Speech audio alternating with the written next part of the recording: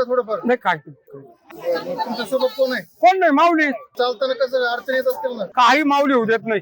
पायी वारी करणारे हे बाबा पूर्णतः दृष्टीहीन आहेत.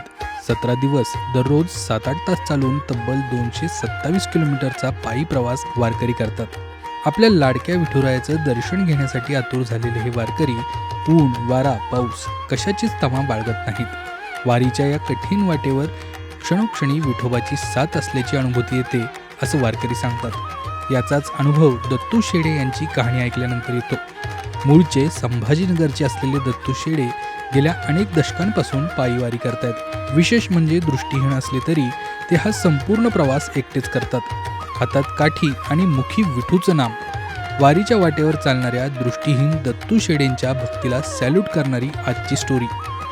दत्तू नाथा शेंडे, संभाजीनगर जिल्हा तालुका संभाजीनगर आणि दळगाव फेरण, जालन्याच्या आणि संभाजीनगरच्या मध्ये.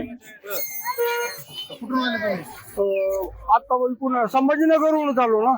नाही, आळंदीपासून आले का? आधीपासून असतं माऊली. पण काय झालं, पाण्यामुळे जाता नाही आलं.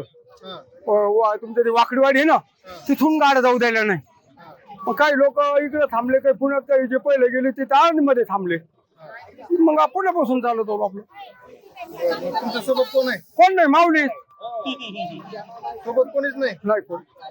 काय माऊली दगड आलं माझ्या. दिसतं का थोडंफार? नाही काय काही दिसत नाही. मग चालताना कसं अडचण येत असतील ना? चल ना, हा? काठी सर्व आनंद होतो, काय वाटत नाही. आता पूल आहे, आता काठीने पाहिलं तर कोणी तुमच्यासारखी सांगते कधी कधी सांगते. काही माऊली होऊ देत नाही. किती वर्षाची वारी करताय?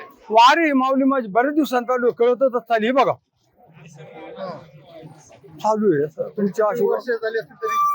तरी माऊली माझ्या काही ध्यानात नाही. चालू जे आलं तसं लहानपणापासून? हा कळत. चालेल चालेल माऊली चालेल. धन्यवाद. काय अर्थ तुमचं म्हणणं.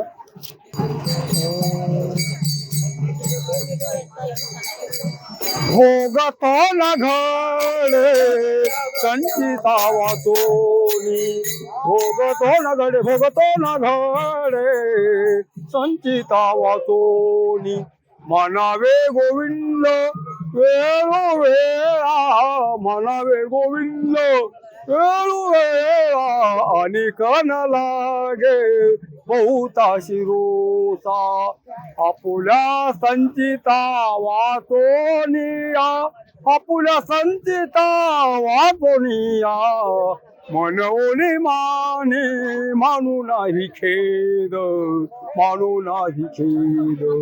होईल कैवाली नारायण नारायण, तुका म्हणे भार घातली यावरी, घातली यावरी. आणि कन लागे बहुता शिरोसा, बहुता शिरोसा. मानावे गोविंद वेळोवेळा, वेळोवेळा. म्हणून या माने मानू नाही खेद, मानू नाही खेद. भोगतो ना घडी संचिता वाचुनी, म्हणून या माने मानू नाही खेद. आलेला ना खेद नाही, गेलेलं तर खेद करू नका महात्म्य असं सांगतात. आपल्या संचित जेवढं असते तेवढं तुम्हाला घडणार असं याचा अर्थ लागतो प्रथम चरण. दुसरे सांगतात म्हणून या माने मानू नाही खेद, म्हणावे गोविंद वेळोवेळा. आणि अनेक न लागे बहुता शिरुसा, म्हणावे गोविंदराव बहुत रुसू नका. तुका म्हणे भार घातली आवडी, होईल काय वल्ली नारायण.